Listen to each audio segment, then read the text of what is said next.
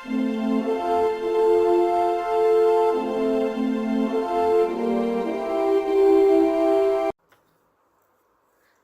காலத்திற்கு முன்பு ஒரு சிறிய மீன்பிடி கிராமம் இருந்தது. அப்போது அந்த கிராமத்தில் கடல் நாய்களைக் கொன்று அவற்றின் தோலை சந்தையில் விற்று தன் வாழ்வாதாரத்தை கொண்டிருந்த ஒரு மனிதன் இருந்தான். வாழ்க்கை நடத்துவதற்கு அவருக்கு தெரிந்த ஒரே வழி அதுதான். ஒரு நாள் கடல் நாய் வேட்டைக்காரன் தனது சிறிய படகில் ஏறி கடல் நாய்கள் குவிந்திருக்கும் இடம் வரை படகில் சென்றான். நாய்கள் நீந்துவதையும் ஒன்றாக விளையாடுவதையும் அவன் பார்த்தான். படகின் அருகே ஒரு பெரிய சாம்பல் கடல் நாய் வந்தது. உடனே தன் கத்தியை அதன் மீது குத்தி தன் வலையை வீசினான். ஆனால் அவன் அதன் மீது வலையை வீசுவதற்கு முன்பே அது நீந்தி சென்று விட்டது. வேட்டைக்காரன் அன்று சிறிய மீன்களை பிடித்து வீடு வந்து சேர்ந்தான். அன்று இரவு அவன் இரவு உணவு சாப்பிட்டு கொண்டிருந்த போது கதவு தட்டப்பட்டது. அங்கே ஒரு பெண் குதிரையில் அவன் வீட்டு வாசலில் நின்றிருந்தாள். அவள் கண்கள் சோகமாக இருந்தன. தங்களிடமிருந்து பல கடல் நாய்களின் தோல்களை வாங்க விரும்பும் ஒரு பணக்காரர் இருக்கிறார். நான் தங்களை அவரிடம் அழைத்துச் செல்கிறேன் என்று கூறினாள். அவனும் அவளை பற்றி ஏதும் விசாரிக்காமல் அவளுடன் அவள் குதிரையில் புறப்பட்டான். விரைவில் அவர்கள் கடலை ஒட்டி உள்ள குன்றின் விளிம்பிற்கு வந்து இறங்கினர். வேட்டைக்காரன் சுற்றி பார்த்தான். ஆனால் அவனால் அங்கு வேறு யாரையும் காண முடியவில்லை. பணக்காரன் எங்கே என்று அவன் கேட்க அந்த பெண் அவன் கையை பிடித்து கொண்டு குன்றின் விளிம்பிலிருந்து குதித்தாள். கீழே குளிர்ந்த கடலில் அவர்கள் விழுந்தனர். நொடிப்பொழுது அவன் பயந்தாலும் தண்ணீருக்கு அடியில் சுவாசிக்க முடிவதை வேட்டைக்காரன் உணர்ந்தான். அவனுடைய உடலும் அந்த பெண்ணின் உடலும் கடல் நாய் போல் மாறியிருப்பதைக் கண்டு ஆச்சரியமுற்றான். கடலுக்கு அடியில் ஆழமாக நீந்தி ஒரு குகைக்குள் நுழைந்தனர். அவர்கள் குகைக்குள் மேலும் மேலும் ஆழமாக நீந்தி சென்றபோது அங்கு பல கடல் நாய்கள் இருப்பதைக் கண்டான்.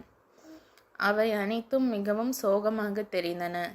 மேலும் அவற்றை சுற்றி ஒரு இருண்ட உணர்வு இருந்தது. திடீரென்று அந்த பெண் அவனை நிறுத்தி ஒரு பெரிய மீன்பிடி கத்தியை வேட்டைக்காரனிடம் காட்டி, இது உன்னுடையதா என்று கேட்டாள்.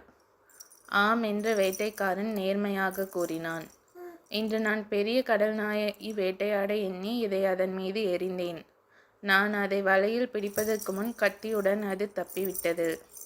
அந்த கடல் நாய் என் தந்தை என்றாள் அந்த பெண். அவர் இப்போது இறந்து கொண்டிருக்கிறார். உங்களால் மட்டுமே அவரை காப்பாற்ற முடியும். அவர்கள் அந்த நேரத்தில் ஒரு இருண்ட அறைக்கு வந்தனர். ஒரு தட்டையான பாறையில் அறையின் மையத்தில் ஒரு பெரிய கடல் நாய் அதன் பின்புறத்தில் ஆழமான காயத்துடன் இருந்தது.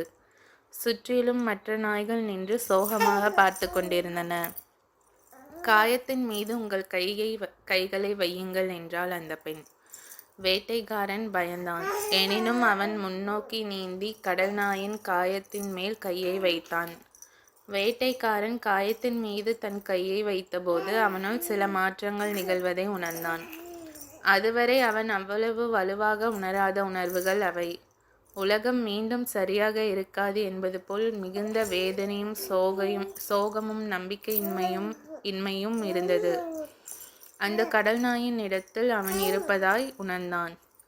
ஆனால் படிப்படியாக காயம் குணமடையத் தொடங்கியது. அதுபோலவே வேட்டைக்காரன் அவனில் அமைதி பரவுவதை உணர ஆரம்பித்தான். பின்னர் நம்பிக்கை, பின்னர் மிகப்பெரிய மகிழ்ச்சி. திடீரென்று அந்த கடல் நாய் அது காயமடையாதது போல் எழுந்தது. அப்பொழுது அவனுக்குள் இழந்த உயிரை அடைந்தது போல் பெரும் மகிழ்ச்சி ஏற்பட்டது. நான் உன்னை இப்போது வீட்டிற்கு அழைத்து செல்கிறேன். ஆனால் அதற்கு முன் நீ இனி ஒருபொழுதும் எந்த உயிரையும் வேட்டையாட மாட்டாய் என்று உறுதியளிக்க வேண்டும் என்றாள் அந்த பெண். அந்த மனிதனுக்கு தான் எப்படி வாழ்வது என்று தெரியாது. ஆனால் எந்த உயிரையும் காயப்படுத்த முடியாது என்பதையும் அவன் அறிந்திருந்தான். இருவரும் குகைக்கு வெளியே நீந்தி மேலே சென்று குளிர்ந்த பச்சை நீரின் வழியே மேற்பரப்பை நோக்கி மேலே பறந்து மீண்டும் குன்றில் நிற்கும் வரை காற்றில் பறந்தனர். அவர்கள் குதிரையின் முதுகில் குதித்து காற்றை கிழித்து கொண்டு சவாரி செய்து அந்த மனிதனின் வீட்டிற்கு திரும்பினர். அங்கே குதிரையிலிருந்து கீழே குதித்தான். அந்த பெண் செல்ல திரும்பியதும் அவள் வேட்டைக்காரனுக்கு நன்றி சொன்னாள்.